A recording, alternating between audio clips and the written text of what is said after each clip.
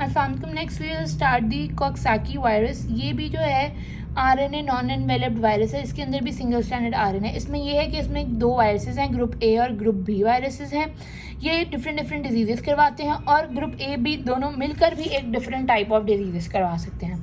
तो हम ये देख लेते हैं। ये इस टेबल में इसका इंपॉर्टेंट है कि टाइप ए की 24 सीरोटाइप्स हैं कि चेंज हो सकती हैं सीरोटाइप से। इसकी वैक्सीन बनाना कोई इतनी आसान नहीं है, ना ही इस वैक्सीन इफेक्टिव होती है। टाइप बी में 6 सीरोटाइप हैं और टाइप ए भी है। अब जो टाइप ए है वो कौन सी डिजीज़ कराती है? Hand foot and mouth disease, मतलब हाथों पे, पाँव पे, माउथ पे ना ज़्यादातर लेजन्स वगैरह, वेजिकुलर लेजन्स या फिर मैक्यूलर रैशेस वगैरह करवा सकती हैं।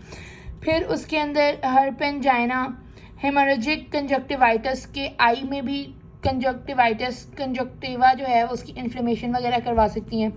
फिर जो टाइप बी है वो मायोकार्डाइटिस आपके हार्ट पे इफेक्ट करती है। पेरिकार्डाइटिस हार्ट के जो पेरिकार्डियम है उस पर इफेक्ट करती है, उसकी इन्फ्लेमेशन कराती है।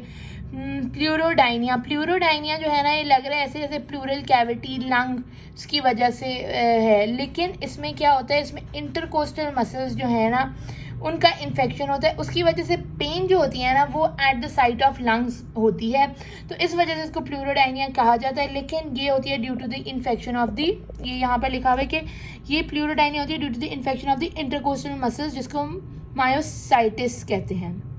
तो ये प्लूरा इन्वॉल्व नहीं होता है इसमें, प्लूरोडाइनिया की वजह से प्लूरा ना समझा, इस पर इंटरकोस्टल मसल्स का इन्फेक्शन होता है। फिर मायोसाइटिस तो वो यही है।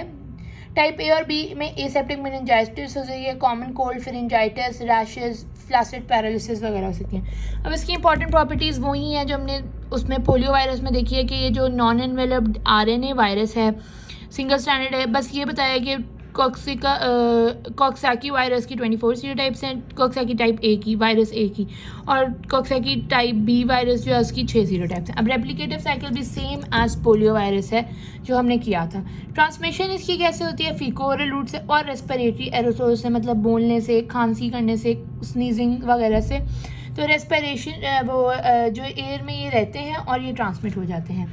पैथोजेनिसिटी इसमें क्या है कि ये ज़्यादातर स्किन और म्यूकस मेम्ब्रेन को इफेक्ट करते हैं, और ये ग्रुप ए वाले स्किन और म्यूकस मेम्ब्रेन था ना यहाँ पर इन्वॉल्व, जिसमें हैंड फुट और माउथ, हैंड और फुट की स्किन, माउथ की म्यूकस मेम्ब्रेन वगैरह इन्वॉल्व है। कंजक्टिवा में भी आई वगैरह इन्वॉल्व है। और जो टाइप बी है ना वो ऑर्गन्स को इन्वॉल्व किया, जैसे हार्ट, पैनक्रियाज, प्लूरा, लिवर वगैरह। और जो बोथ दोनों ए भी हैं वो मेनिंजेस को इन्वॉल्व करते हैं, मोटर न्यूरॉन्स को इन्वॉल्व करते हैं, पैरालिसिस वगैरह करवा देते हैं। अब ग्रुप 1 की डिजीज़ देख लें तो हर्पेंजाइना, उसके अंदर क्या होता है? फीवर होता है, फीवर होता है, बुखार होता है, गला ख़राब हो जाता है। Tender vesicles and oropharynx, oropharynx जो होता है ना उसके अंदर वेजिकल्स बनते हैं, छोटे छोटे दाने इस तरह के ना, टेंडर से होते हैं, मतलब थोड़े सॉफ्ट से होते हैं, वो वेजिकल्स बनते हैं ओरोफेरिंग में। और हैंड, फुट और माउथ में क्या होता है? ये भी वेजिकुलर या मैक्यूलोपिपुलर रैश होता है, मतलब रैशेस होते हैं, हाथ पर भी हो सकते हैं, फुट पर भी हो सकते हैं, माउथ के अंदर भी हो सकते हैं। तो ये क्या होते हैं? ये या तो इस वेजिकुलर भी हो सकते हैं, इनके अंदर पस वगैरह भी होती है, या तो ये मैक्यूलोपिपुलर भी होता है, मतलब बिल्कुल फ्लैट स्केल्ड जो होते हैं रेडिश कलर के, वो भी हो सकते हैं। और जो फीट में अल्सरेशन वगैरह होती है, माउथ में बहुत से चिल्ड्रन में होती है, और ये कंजक्टिवा भी करवा सकते हैं। अब जो टाइप बी है वो हमने पहले देख लिया, प्लूरोडाइनिया में भी फीवर होता है और प्लूराइटिक टाइप चेस्ट पेन होती है, कि मतलब ऐसे लगते हैं जैसे लंग्स की पेन है, चेस्ट पेन है, लेकिन ये होती है due to the inflammation of infection of the intercostal muscles, जिसको हम मायोसाइटिस कहते हैं। ये प्लूरा इन्वॉल्व नहीं होता है इसमें, सिर्फ प्लूरोडाइनिया इसलिए कहते हैं क्योंकि ये प्लूरोटिक टाइप चेस्ट पेन है, ठीक है। इसमें प्लूरा इन्वॉल्व नहीं होता, इसके अंदर इन्वॉल्वमेंट होती है इंटरकोस्टल मसल्स की इन्फेक्शन की। मायोकार्डाइटिस, पेरिकार्डाइटिस में जो है हार्ट इन्वॉल्वमेंट होती है, हार्ट इन्फ्लेमेशन हो जाती है। अब जो दोनों डिजीज़ कॉज करते हैं उसमें एसेप्टिक मेनिंजाइटिस है और पैरालिसिस वगैरह हो सकती है, फिरिंजाइटिस हो सकती है, दैट्स ऑल। फिर पीसीआर, लैब डायग्नोसिस में पीसीआर की वजह से हम इसको डायग्नोस कर सकते हैं। स्पाइनल फ्लूइड वगैरह लेकर उसकी एंटीबॉडी कल्चर से डायग्नोस कर सकते हैं। सेल कल्चर में बाय और सकलिंग माइस से लेकर ना उससे कर सकते हैं। और एंटीबॉडी टाइटर अगर राइज हो, मतलब एंटीबॉडी अगर ज़्यादा हो तो मतलब है।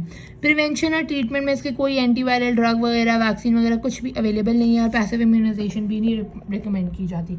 जो बाहर से पैसिव इम्यूनिटी दी जाती है ना बाय वैक्सीन, वो भी रिकमेंडेड नहीं है इसमें। अब जो इको वायरस है और पेरको वायरस है। इको वायरस का नाम जो पड़ा है ना वो ECHO के नाम से पड़ा है, जिसको हम enteric cytopathic human orphan virus कहते हैं। Enteric cytopathic human orphan virus कहते हैं। ये भी जो है RNA नॉन इन्वेलप्ड ही है, वही इसकी प्रॉपर्टीज़ वगैरह हैं। बस इसको ऑर्फन वायरस ही कहते हैं क्योंकि इससे कोई इतनी ख़ास पहले जो इनिशियली थी ना, कोई ख़ास डिजीज़ नहीं होती थी, ना ही ये किसी डिजीज़ के अंदर इसकी इन्वॉल्वमेंट होती थी, जैसे कि सेप्टिक मेनिंजाइटिस है, अपर रेस्पिरेटरी ट्रैक्ट के इन्फेक्शन वगैरह, इलनेस, रैशेस वगैरह, किसी भी चीज़ में ना इस वायरस की इन्वॉल्वमेंट नहीं होती थी। इस वायरस को हमने इसी वजह से इंटेरिक मतलब कि GIT ट्रैक्ट का, cytopathic disease causing human orphan है कि ह्यूमंस में डिजीज़ कॉज तो करता है पर ये नहीं पता कौन सी डिजीज़ कॉज करता है, GIT में ही कॉज करता है और ऑर्फन है, तो इस वजह से इसको ये कहते थे। अब इसकी सीरोटाइप्स जो मोर देन 30 हैं। इसकी ट्रांसमिट होता है बाय फीको ओरल रूट, और जो इको वायरस की टाइप 22 और 23 है ना, उसको हम पेरको वायरसेस भी कहते हैं। वो रेस्पिरेटरी, GIT और सेंट्रल नर्वस सिस्टम की डिजीज़ करवाते हैं चिल्ड्रन। ये भी PCR से डिटेक्ट हो सकता है और इसके लिए कोई जो है एंटीवायरल थेरेपी या वैक्सीन अवेलेबल नहीं है। तो that's all for RNA non enveloped viruses.